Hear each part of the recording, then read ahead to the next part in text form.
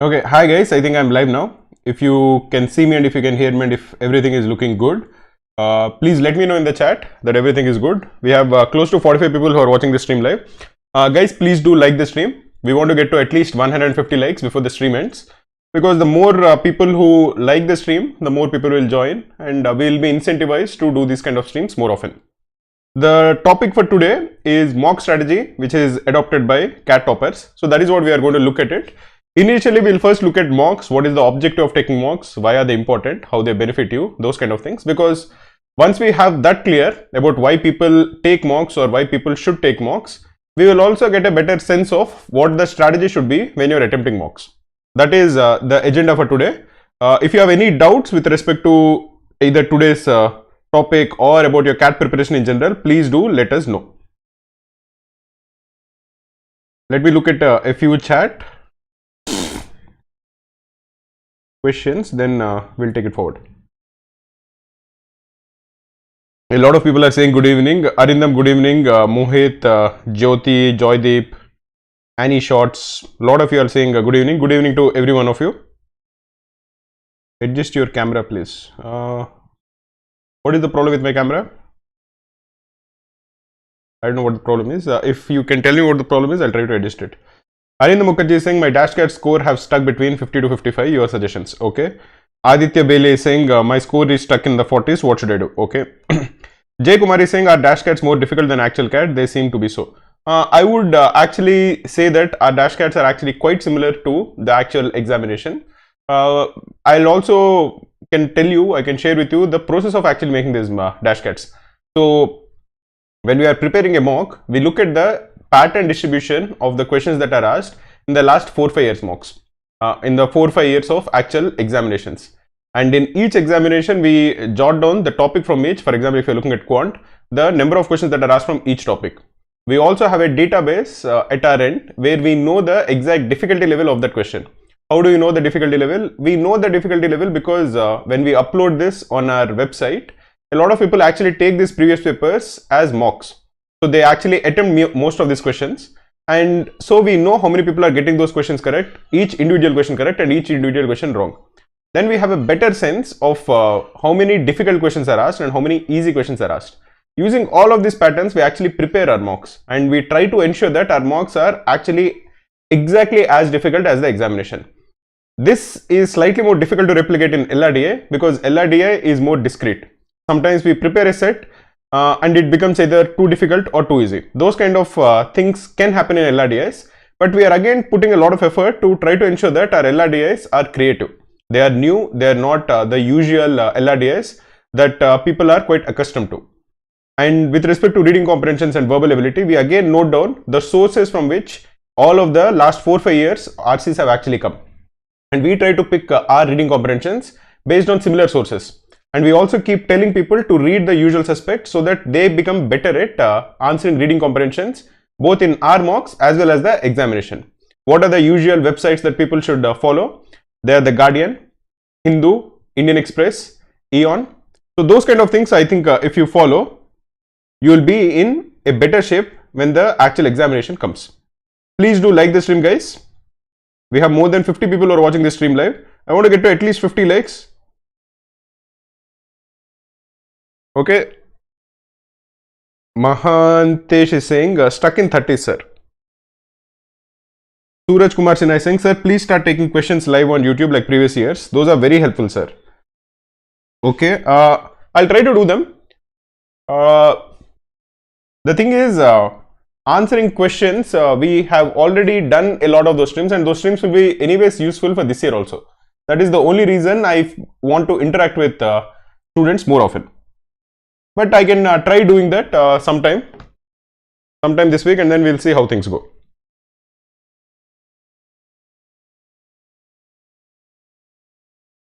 Sir, I'm not able to improve my scores from 60 to 65 even though I know how to solve more questions. What should I do to improve?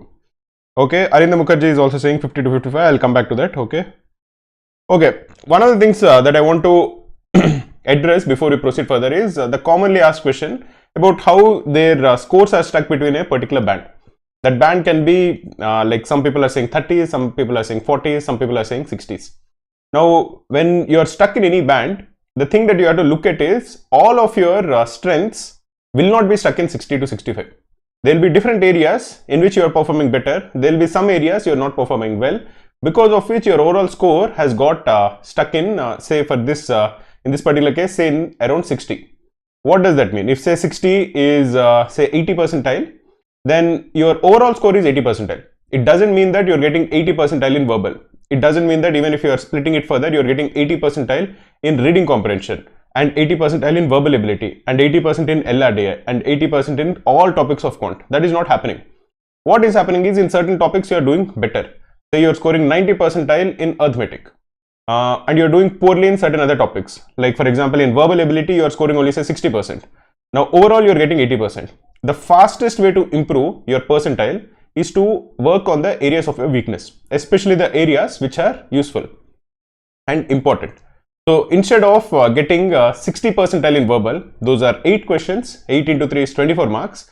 And if say out of those 24 verbal ability questions, 24 verbal ability marks, that is para jumbles, para completions, odd one out, if you improve that slightly more, instead of getting say out of this 24 marks, say you are getting 5 marks. Instead of getting those 5 marks, if you are able to get 10 marks, which is not a very big improvement, but those 5 marks will ensure that you are improving your score from 60 to say 65. And improving in your areas of weakness is definitely easier than improving much more in your area of strength. Because if you're already doing well, the scope for improvement is lesser. The marginal utility that you'll get by putting in 1 hour in your area of strength will be much lesser than the marginal utility you'll get by putting that 1 hour in your area of weakness. For example, if you are able to get, if say there are 10 questions and your area of strength is arithmetic, and you're already getting 8 questions correct, for you to get the 9th question correct, which will most likely be a difficult question, you will have to work much harder. But say you have an area of weakness, and say that area of weakness is say geometry. You are terrified of geometry, and out of 10 questions, you are getting only 1 question correct. Now for you to get the second question correct, you need to put in much less effort, because most likely even the second question will be an easy one, which you haven't attempted either correctly, or you are just paranoid and you didn't attempt it. So always for you to improve, especially when you are not reaching the peaks, if you're not around say 98, 99 percentile, then I think you should definitely focus on your area of weakness. That is going to give you quick returns.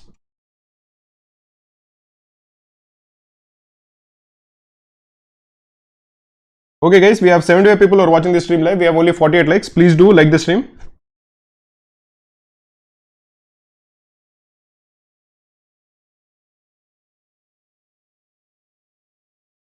Okay, somebody is saying please give suggestions for reading comprehension, how to tick answers confidently, and how to select the RC in mocks. Okay, how to start in very RC. There is one very useful video that is there on YouTube.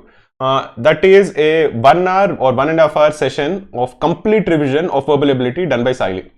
The link for that video will be posted in the chat, and it is seen by more than lakhs of students. I think more than 2 lakh people have watched this that video. And I personally find that video to be very useful.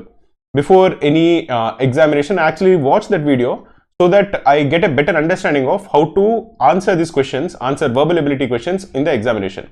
Because that video also tackles how a question setter makes the options. What are the tricks that a question setter, when he or she is designing a mock, actually takes into account. One of the things, for example, which I really learned and which stuck in my mind is that when you're looking at a verbal ability question or a reading comprehension question, it is very easy for you to remove 1 or 2 options. Now, once you have removed 1 or 2 options, you have to essentially finalize which of the 2 options remaining are correct. Now, what is the best way to do it? One of the best way to do it is actually figure out where those 2 options are differing. Once you figure out that, okay, the difference between these 2 options is this particular element. Now, is this element true or is this element false? Once you have that understanding, then you will be able to attempt it better. Your accuracy also will improve. Another thing that happens is some of the options are misleading. For example, if say in a reading comprehension, it is saying that said that there is some protagonist and he picks up fight with many people. If he is meeting, say the wording is that he does a certain thing most of the time. Suppose he picks up fight with most of the people. And one of the options that is given is that this guy picks up fight with everyone. Now you should know that the wording is very important. He doesn't pick fight with everyone. What is given in the passage is that he picks up fight with most people. but having the difference of small difference, tiny difference also will matter. Now, how will you actually figure out that this is the small difference that is happening? One, you're going to get it with experience, but second is using the trick that I told you about earlier, which is look at two options which seem to be very close to each other, but clearly there is some difference. Now, once you identify the difference, your accuracy will improve. For many other such tricks, I would recommend you to definitely watch the video that I mentioned, Complete Verbal Revision by Saili. Sonu Mohapatra is saying, can I skip preparing for para completion since this doesn't come in CAT? Yeah, I think that is fine. Para completion, I think, doesn't really come. But to be honest, the way I tackle verbal ability is by trying to improve in reading comprehension. Once you improve in reading comprehension itself, you will become better at the other verbal ability questions. Because once you become good at reading comprehension, you understand why a paragraph is phrased in a certain way. Because first an idea is presented, then an idea is expanded, and finally there will be some conclusion. This is how a reading comprehension actually occurs. Now, once you are able to identify the gist of a passage or a paragraph, especially from the standpoint of somebody who has written it, because once you read the first 1-2 lines, you should get an idea about, okay, this guy is setting the narrative. He is introducing some idea. And when he is expanding, you should figure out that, okay, this part, he is actually expanding the idea and this is his idea. And finally, you can say that, okay, he is concluding his paragraph. Now, once you become good at reading comprehension, where you are able to judge where the tone is changing, you will become definitely much better at the verbal ability questions. Because para jumbles, you will be able to identify that, okay, this sentence is expanding on an earlier sentence, which is probably one of the sentences that is given. So the ordering becomes easier for you. Similarly, para summary also, once you read a paragraph and you figure out that, okay, this is the most important thing of this paragraph, and this has been properly covered in a particular option. All that you will improve when you get better at reading comprehension. So on those lines, I would say definitely reading out para completion, leaving it out is completely fine. Okay, let us look at today's topic first. The topic for today is mock strategy. Now, you should figure out, first you should understand why people should take mocks. What is the objective of taking mocks? One of the objectives of taking mocks is first getting regular assessments. If you don't get regular assessments, you don't really know how your preparation is going. But if you're taking a mock on a regular basis, you will understand that, okay, in these particular topics I'm doing well. These topics I think I'm good, but I'm not really doing well. And in some topics I feel I'm weak at, actually my accuracy is quite good. You'll also figure out what are the common mistakes you're doing, not just from a theoretical standpoint, but from an execution standpoint. Even if your concepts are good, sometimes you might become nervous. Sometimes you might not manage your time properly. All of these common mistakes in execution, in actually taking that mock, you will know only if you have taken a mock. Otherwise, you won't really realize it and you might make the same mistakes on the day of the examination. That is one reason for taking the mocks, to get a good assessment of how to approach the examination. A second very important reason to take mocks is to test out different strategies. What do I mean by that? Every person, when they are actually attempting the examination, should have a very clear strategy about how they attempt the examination. Each section, they should be very clear about what they are going to attempt first, what they are going to attempt second, and how they are going to proceed with the examination. For example, in verbal, you should be clear about whether you are going to attempt verbal ability first or reading comprehension first. If you are attempting reading comprehension, you should be clear about whether you are going to attempt all the reading comprehensions first, or whether you are going to attempt some RCs, go attempt some verbal questions and then come back and finish the RCs. You should have some kind of an idea about it. Even when you are looking at RCs, you should be clear about what RC to attempt first. What is the way in which you pick the RCs. All of this basically comes under strategy. Now for me, when I'm attempting verbal ability, because verbal ability is the first section, my mind is very fresh. I might be nervous, but it is quite fresh. I'm not tired. My brain is not zonked.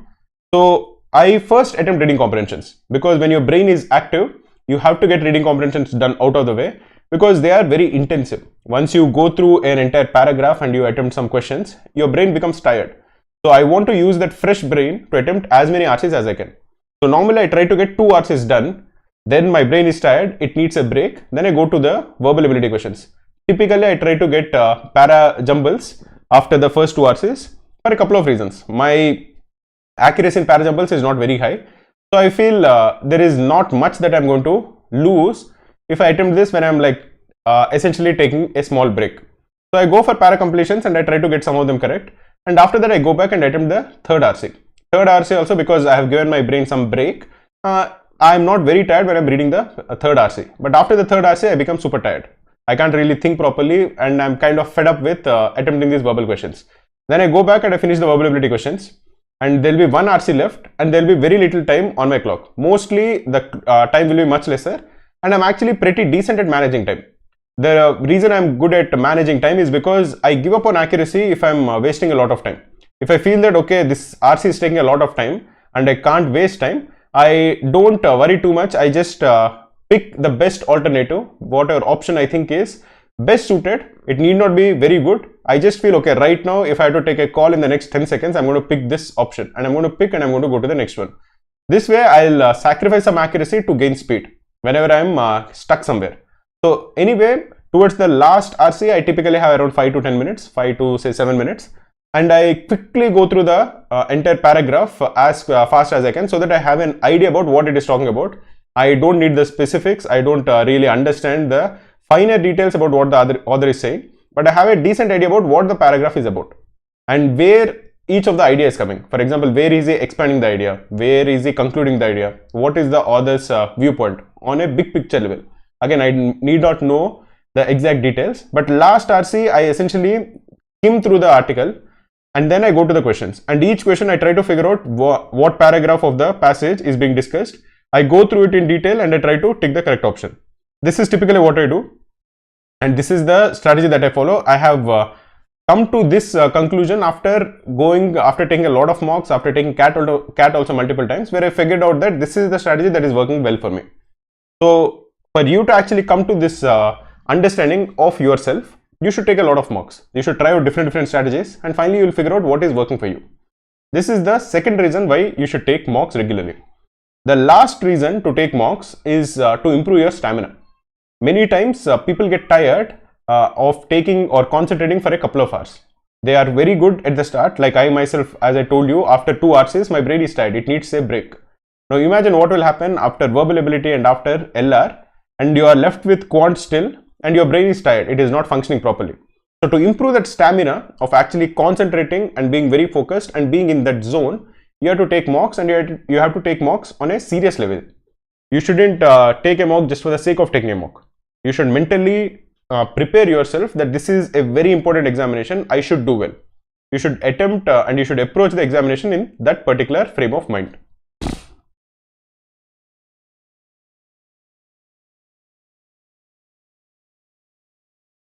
Funny Jane says, I try to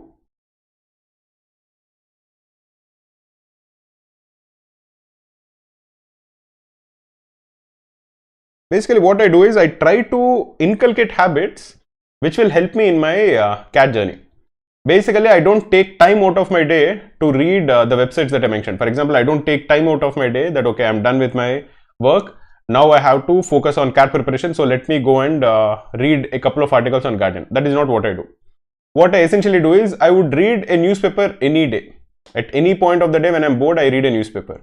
Or I follow some sports news. Because I want to, it's a hobby of mine. So instead of reading sports news on any website, I go and read sport news on the Guardian. And the Guardian sports section actually is very, very good. So when I actually go through the sports news, there will be articles that are suggested by Guardian, which are like op-eds, some opinion article or some editorial, which interest me. Then I click on it and I read the opinion article. And I try to ensure that even if I'm bored about the article, I don't quit it midway. I try to ensure that I finish the article. Now, these are habits that are inculcated over a long time. Basically, instead of reading any newspaper, instead of reading, say, Bombay Times, or your Cities Times in Hyderabad Times, whatever, instead of reading some masala newspaper, go and read an actual newspaper. Go to the Guardian or go to the Indian Express, buy Indian Express and just go through the opinion articles every day. You might not agree with the opinion articles. Most of the time, I don't agree with the opinion articles that I actually read, but I try to ensure that I read them because then my comprehension skills improve. And I don't take time out of my day to actually read this because then it won't be sustainable. You should anyway, you should inculcate this as a hobby, which you would actually enjoy doing. So that is something that I do. Normally, I read at least 4 or 5 articles on the Guardian every day. Okay guys, we have close to 100 people who are watching this stream live, which is a very good number. But the number of likes for this stream is much lesser. We have only, I think, 68 likes. Please do like the stream. Let us at least take the number of likes past 100.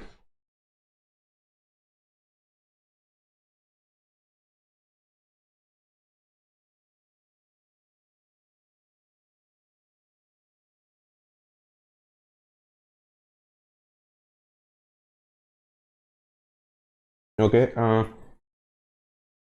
Ranjit is saying, I've taken 25 marks so far, but VRC is not improving.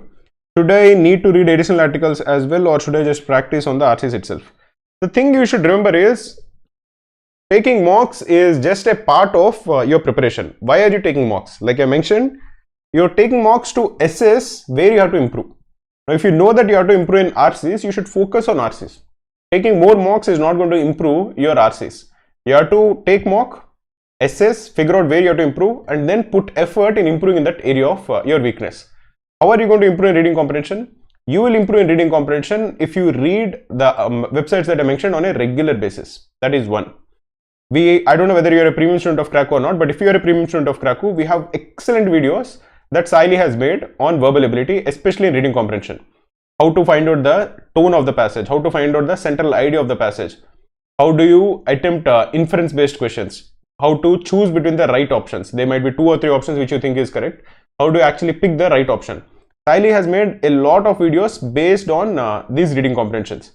If you're a premium student, I would definitely recommend you to go through all of them. Then again, you will your basics will improve, your fundamentals will improve. Then again, take a mock maybe after a week later. You wouldn't see a sudden spike, but you will definitely see a increase or an improvement, and that is important.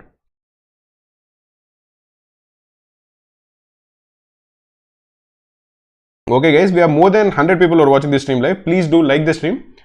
The next thing is, once you have an idea about why you are attempting these mocks, you should figure out what is the best way to attempt a mock. What is, when you're attempting a mock, what should your mindset be? Like I mentioned earlier, when I'm attempting a mock, I try to take every mock at the same time. I try to take it at on a specific day at a specific time. And this specific time, I try to make it as the second slot of CAT. The reason for that is because if it is the first slot, for me to change my time is not very difficult. If it is the evening slot which is assigned to me on the day of the examination, again it won't take much effort for me to switch it the other way. But if say you are used to taking mocks at night, then in my opinion that is not an efficient way of attempting mocks. I'm quite certain about it, because your body clock should be attuned to that habit. I'm a big believer in habits. So if you are taking mocks late in the night and your body is used to it, then your brain also starts functioning very well only at night, and that is not of much use on the day. So try to take mocks preferably over the weekend, sometime around say 10:30 or 11:30 or 12:30, sometime around that time start your mock. The second thing is, when you're taking a mock, it should not be an impromptu decision. It shouldn't be that, okay, I have nothing to do today, so let me take a mock. That I think is a very bad way of approaching a mock, because that lackluster attitude will reflect on your performance. Every mark that you get, you have to push yourself. If you're stuck somewhere, you should push yourself that I need to get this question correct. That attitude will be there in you on the day of the examination. That attitude should be there when you're taking mocks also. So you should plan your mocks very well. At least a couple of days in advance, you should know that on this day, at this time, I'm going to attempt this mock by this particular institute. You should be very clear about it, and you should keep hyping it for yourself. You should keep motivating yourself that, okay, day after tomorrow, I'm going to take this mock and I'm try to score more than what I scored earlier. Last time I scored 60. This time I have to get at least 70. And if I'm getting 70, I need to get at least say 20 in verbal, 20 in LRD, and I have to cross 30 in maths, in quant. You have to keep telling this to yourself so that you take the mock seriously. Now, and it is not very difficult. Your brain and your body essentially is a creature of habit, and your brain will definitely perform better if you're more motivated. That extra 1% or 2% is very important. Once the mock is done, try to keep that rough papers that you have used nearby, because I want you to go through the rough papers when you're analyzing the mocks. It shouldn't happen that you have taken a mock and you haven't analyzed it. We'll come back to how to analyze and when to analyze in a couple of minutes. Let me look at some of the questions that are given.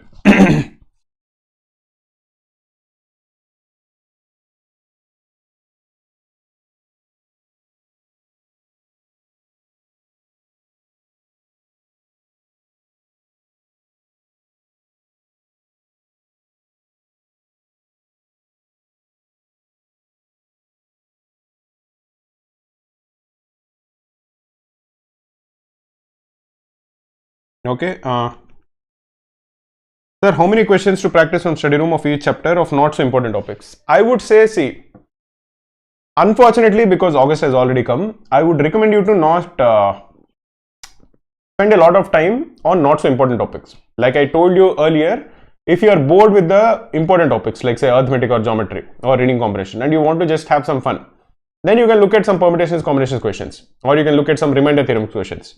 Remainder theorem questions haven't come in the last 2-3 years, and I don't expect a lot of questions to come from remainder theorem. But if you are just bored, then you can go and solve some questions from there. But otherwise, with the time that is limited, I would recommend you to focus on the important concepts.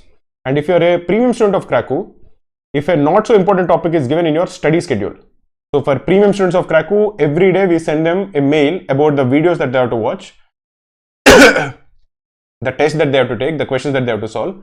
So if a not so important topic is actually present in the schedule, then follow it. If it is not present in the schedule out of your own choice, I would recommend you to not waste time on not so important topics. And if you're a premium student, definitely ensure that you stick to the schedule. Right now, I don't want you to accumulate any backlogs in the schedule. Just stick to the schedule. The schedule will ensure that you finish the entire portion.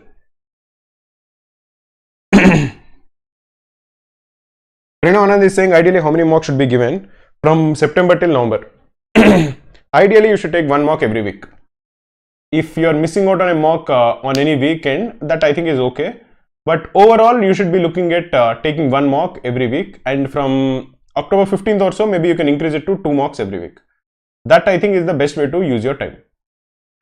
Taking a lot of mocks and not working on improving your weaknesses again is not very useful.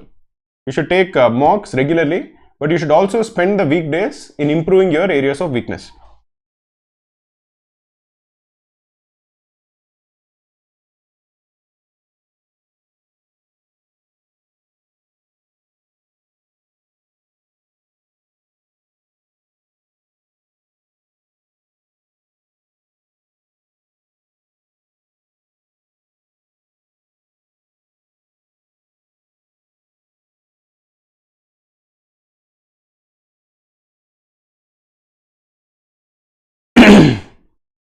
Okay, Aditya Bail is saying, while attempting sectional, I got on an average 10 questions right, but while giving a mock, I could not cross 7 to 6 questions right in each section.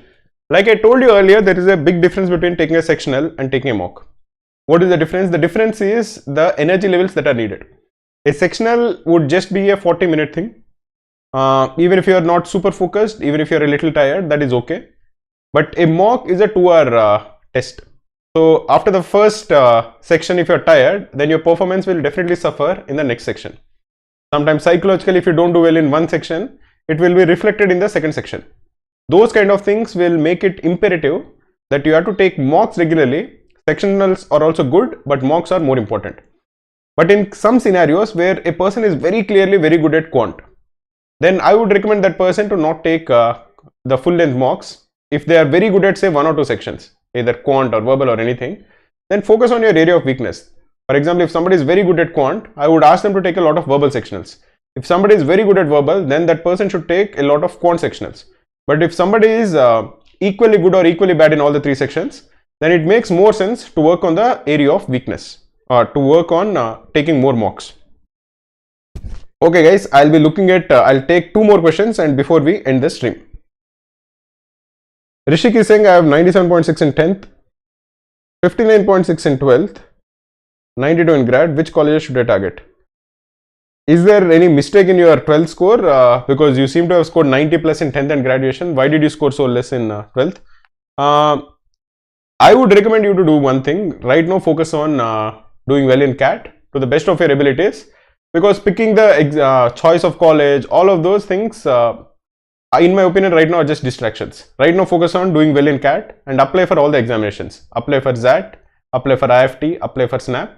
Whenever the notification comes, all the notifications are actually come. So apply for them and prepare well for CAT. Once you do well, once the results come, then we can figure out what colleges to apply, whether to join a college or not join a college. Right now, that is not the this is not the time for you to focus on the selection of colleges. Right now, the focus should be on improving your CAT score.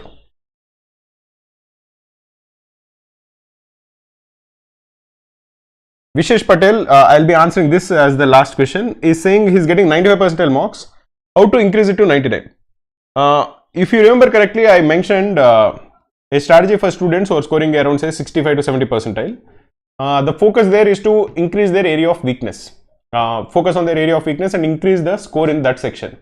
But if somebody is already scoring 95, and if that person is scoring equally well in all the three sections, if in all the three sections you are getting say around 90, and in the area of your strength you are getting say 96, 97, then for you to take it from 95 to 99, the best way to do it is focusing on your area of strength.